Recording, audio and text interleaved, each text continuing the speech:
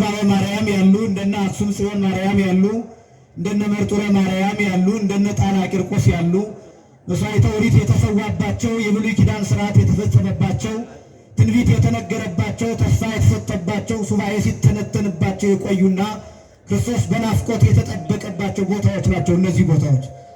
እነዚህ ቦታዎች ልዩ የሚያደርጋቸው የአዲስ ኪዳን ስፍራዎች ብቻ ሳይሆን በብሉይ ኪዳን ክርስቶስን እየናፈቁ የኖሩ አባቶችም ጭምር የኖሩባት ቦታ ናት።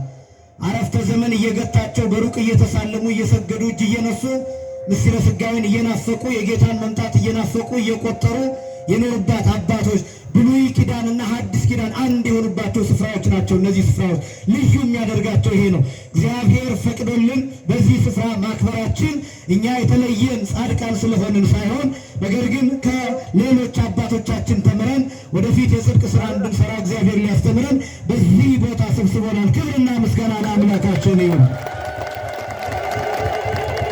ከነዚህ ከአራቱ ታላላቅ በዓላት የእመቤታችን የቅድስት ድንግል ማርያም የዕረፍቷ በዓል ዛሬ ይታሰባል። ጥር 21 ቀን እንደሚታወቀው እመቤታችን ቅድስት ድንግል ማርያም ያረፈችው ወይም ወደ ሰማይ የተጠራችው በ64 ዓመቷ ነው። ወይም ደግሞ ዕድሜዋ 64 ዓመት ሲሞላ ነው። እመቤታችን ቅድስት ድንግል ማርያም ጌታን ከጸነሰች በኋላ 49 ዓመታት በዚህ ምድር ኖራለች። ይህን 49ን ለሰባት ስታካፍሉት 7 ይሆናል። 7 ሲባዛ በ7 እንደምታውቁት 49 ነው። 49 ዓመታት ማለት 7 የዘመን ሱባኤ ነው። እመቤታችን ቅድስት ድንግል ማርያም ጌታን ከመጽነሷ በፊት እየጸለየች እያነበበች የኖረች እናት ናት።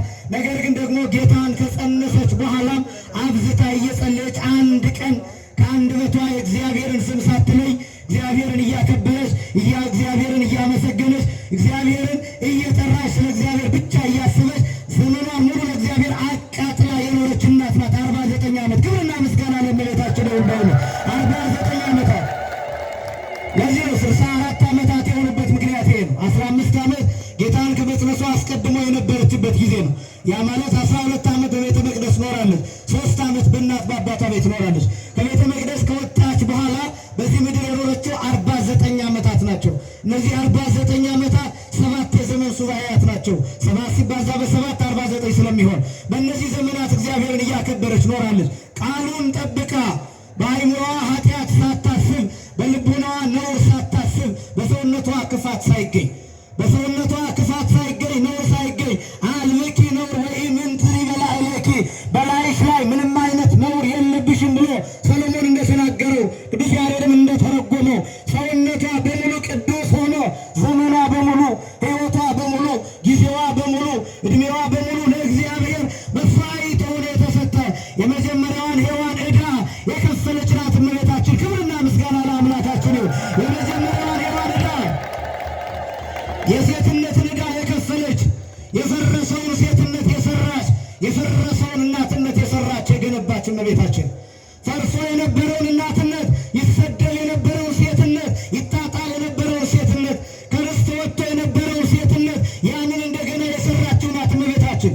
ሴቱና የሴትነትን ታሪክ ያደሰች የሴትነትን ጥበብ ያሳየች የሴትነትን ሙላት ያሳየች የሰውነትን ሙላት ያሳየች የሰውነትን ጥግ ያሳየች መልኳ እንደ አምላክ መልክ የሆነ ሐሳቧ እንደ እግዚአብሔር ሐሳብ የሆነ ውሻ ያጠጣች ከሰው አልፋ ለውሻ የራራች ለአራዊት የምትራራ ለፍጥረት ክብር ያላት እግዚአብሔር እንደሚፈልገው የኖረች እግዚአብሔር ደስ የተሰኘባት ሥላሴን ከሰማይ የጠቀሰች ከሰማይ ከሦስቱ አካላት አንዱ አካል እግዚአብሔር ወልድ በማኅፀኗ እንዲያድር ያስገደደችው እመቤታችን በንጽሕናዋ በቅድስናዋ አባ ሕርያቆስ እንደተናገረው አስተንፈሰ ወአጼነወ ምሻ መረመረ ፈለገ ወኢረከበ ዘከማኪ እንዳንቺ ያለ በንጽሕና በቅድስና የተዘጋጀ የንጽሕና ውበት የቅድስና ውበት ያለው እንዳንቺ ያለ አላገኘም ብሎ እንደተናገረው በምድር ላይ ብቻዋን እንደ ፀሐይ እንደ ኮከብ እያበራች በቅድስና ተሸልማ አጊጣ ተገኘች።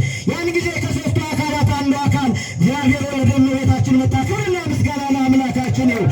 በውበቷ ልበ አምላክ ዳዊት እንደተናገረው ወአፍቀረ ንጉሥ ነኪ ነው ንጉሡ ውበትሽን ወደዋል።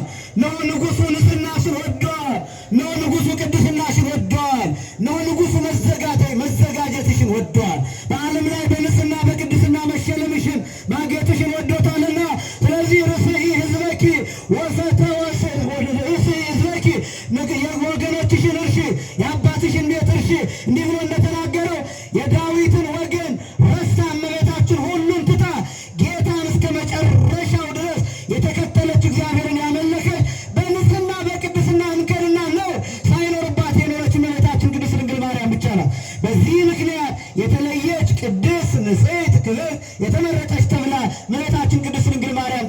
ተሸክመዋለች። እነዚህ 49 ዓመታት በእነዚህ ሁኔታዎች ያለፉ ናቸው።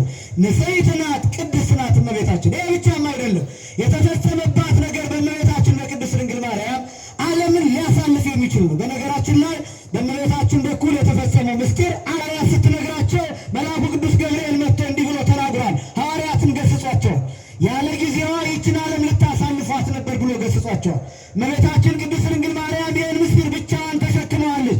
መላእክትም አያውቁትም። ከመላእክት መረዳት በላይ ነው እመቤታችን የተናገረችው የተሸከመችው።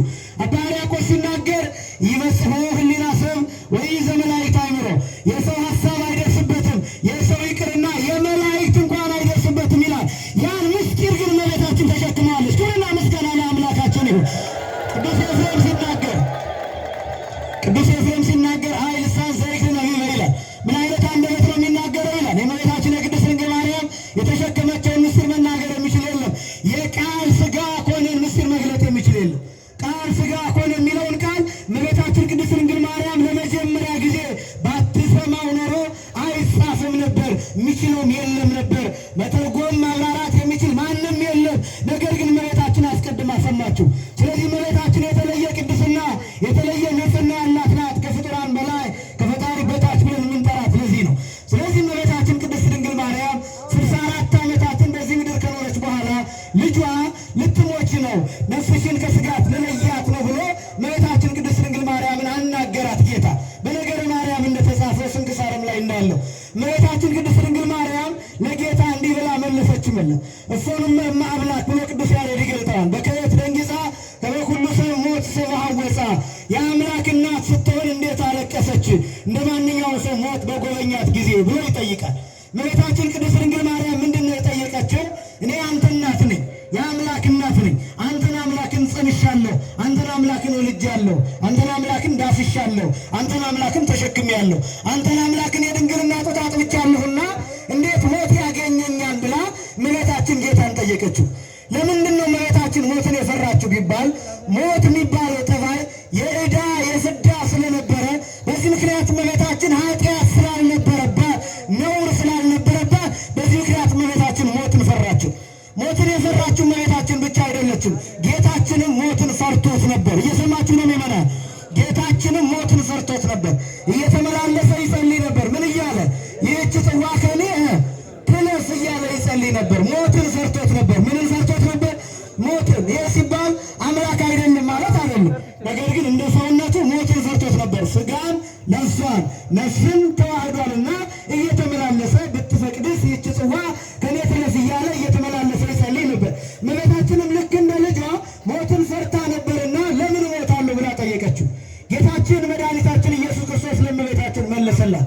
እነዚህ እመቤታችን የሞተችባቸው በጣም ብዙ ምክንያቶች አሉ።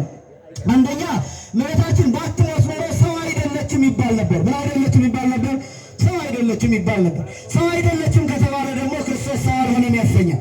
ክርስቶስ ሰው አልሆነም፣ ነፍስ አልነሳም፣ ሥጋን አልተዋሃደም። ስለዚህ የሆነ ሰው አልሆነም። እሷም ኃይለ አርያማዊት ናት፣ ወይም ከሰማይ የመጣች ናት፣ ወይም ሌላ ፍጥረት ናት፣ ካለ ፍጥረት እነዚህ ናት በተባለ ነበር። ያ እንዳይባል እመቤታችን ቅድስት ድንግል ማርያም ሰው መሆኗ እውነተኛ ሰው መሆኗ እንዲረጋገጥ በሞት አረጋገጠልን። እንድትሞት ነፍሷ ከሥጋዋ እንድትለይ ያደረገ አንደኛ። ሁለተኛ ግን ጌታ ለእመቤታችን ለቅድስት ድንግል ማርያም ስጦታ አቀረበላት። እንዲህ ብሎ አንቺ ብትሞቺ ከሲኦል የሚወጡ ነፍሳት አሉ፣ እነዚህ ነፍሳት ትመለከቻቸዋለች ብሎ አሳያት። አሁን አለች በሲኦል ሲሰቃዩ፣ በእሳት ሲገረፉ፣ በትሉ በማያንቀላፋ በማይተኛ በዚያ ስቃይ ውስጥ ሆኖ አሳያት። እነዚያን ነፍሳት ስትመለከት እነዚህ ነፍሳት አንቺ ስትሞቺ ይድናሉ አላት። እመቤታችን ምን እንዳለች ታውቃላችሁ? እነዚህ ነፍሳት በእኔ ሞት ከሲኦል የሚወጡ ከሆነ አይደለም አንድ ጊዜ 7 ጊዜ ልሞት አለችው። ክብርና ምስጋና በእውነት ለአምላካችን ይሁን። 7 ጊዜ ልሞት። የእመቤታችን መልኳ የአምላክን መልክ ይመስላል። ሀሳቧ እንደማን ሀሳብ ነው? እንደ እግዚአብሔር ሀሳብ። አያችሁ፣ ሀሳቧ እንደ እግዚአብሔር ሀሳብ ስለሆነ ሁሉም ነፍሳት አይደለም ያልኳችሁ። ልብ በሉ። ሁሉም በሲኦል ያሉት ነፍሳት በእመቤታችን ሞት ነፃ ወጡ አላልኳችሁ። እግዚአብሔር የፈቀደላቸው እግዚአብሔር ቁጥራቸውን የሚያውቃቸው ውስን ነፍሳት ግን በእመቤታችን በቅድስት ድንግል ማርያም ሞት ምክንያት ከሲኦል ወጥተዋል።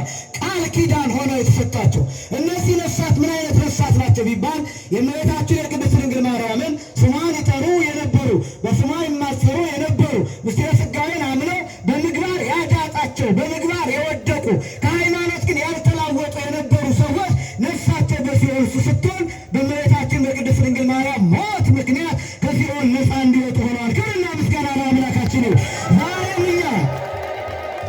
ዛሬም የእመቤታችን የቅድስት ድንግል ማርያምን በዓለ ዕረፍት ስናከብር እንዲህ ፀሐይ እየቀጣን እንዲህ ፀሐይ እየመታን እንዲህ ሙቀት እያከሰልን ረጅም ሰዓት ቆመን እንዲህ በምስጋና ደክመን ሰውነታችን ዝሎ ጉልበታችን ዝሎ ሰውነታችን እየተንቀጠቀጠ በእግዚአብሔር ፊት ቆመን በእመቤታችን ስም ስንማጸን በዛሬው ዕለት ነፃ የመውጣት አዋጅ ለሁላችን ተሰጥቷል። ክብርና ምስጋና ለአምላክ። ነፃ የመውጣት አዋጅ እንኳን ቅዱሳንን በማክበር እንኳን መላእክትን በማክበር እንኳን ሰማዕታትን በማክበር እንኳን ጻድቃንን በማክበር እንኳን እመቤታችንን በማክበር ይቅርና የማያምነውን ሰው ጭምር በማክበር በረከት ይገኛል። ምእመናን የማያምነውን ሰው አክብሩ።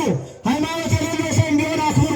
ሰውን ሁሉ ውደዱ፣ ለሰው ሁሉ ፍቅር ስጡ፣ ሰዎችን አክብሩ፣ ለሰዎች መልካም አስቡ፣ በጎ አስቡ።